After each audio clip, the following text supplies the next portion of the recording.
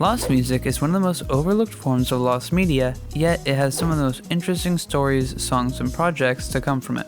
One of the most storied songs that has surfaced in the lost media realm was Prayer by Kendrick Lamar. If you somehow don't know who Kendrick is, he's one of the most critically acclaimed rappers of all time, even being the first rapper to ever win a Pulitzer Prize for his 2017 album, Damn. After Damn's release, Kendrick basically disappeared off the face of the earth to work on his follow-up album, Mr. Morale and the Big Steppers, that would come out in 2022. But during this silent period, a couple songs and recordings from 2019 surfaced throughout 2020 on the now defunct lost media forum leakthis.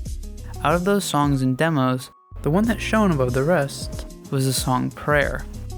Prayer being just under 5.5 minutes long, it was nearly an entire 2 minutes longer than all the other demos that were online at the time, and featured 3 very narrative-heavy verses from Kendrick over a new Alchemist instrumental.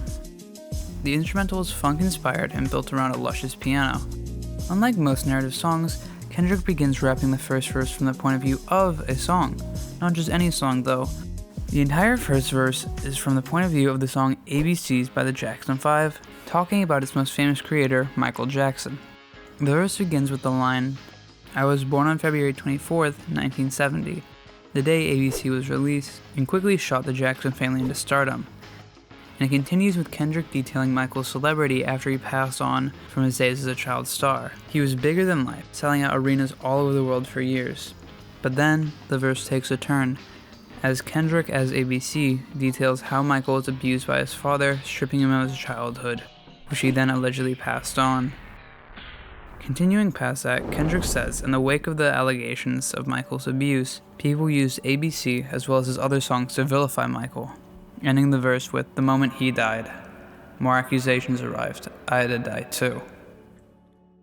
Before we get into the content of the other 2 verses, if you're enjoying the video so far, please like and subscribe. It really does help the channel and creation of videos like this. With that being said, thank you for watching. Now back to the video.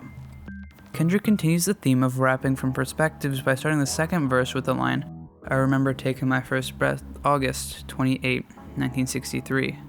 The day Martin Luther King Jr.'s I Have a Dream speech was read during the Civil Rights March on Washington."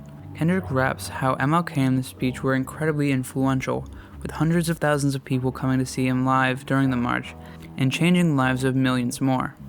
It then follows along the structure of the first verse, saying that despite all the great things he did, MLK was still a very flawed person.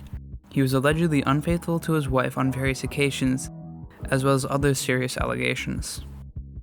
But then, unlike the first verse, Kendrick follows this by rapping about how if people had disregarded his work just because of his flaws, the entire civil rights movement would be decades behind, and MLK's dream probably wouldn't be alive today. The third verse changes gears into a much more standard first-person verse from Kendrick. He starts it off by talking about how critics break down the creative efforts of artists instead of appreciating the influence they give. And then he builds off the backs of the last 2 verses by enlisting the help of hypotheticals. If Daniel Hale was a killer, would you not want a heart? If Carl Benz was a racist, would you stop driving cars? Continuing the thoughts of we need to separate art from the artist, which then leads Kendrick into the last sentence of the verse where he raps, "I can't help we jump on these bodies and you call them a god. Just know the earth is a rock without the voices of art. Sincerely yours." By saying this, Kendrick is stating we put famous people on such an insane pedestal, they're virtually gods. And when they mess up, we disregard everything they've done, despite how big of an impact they've made. Everyone has flaws and no one's perfect. But if we disregard the voices of flawed people like Michael Jackson and MLK, like Kendrick said, the earth is just a rock. And that's where this lost media story ends. Thank you for watching and have a nice day.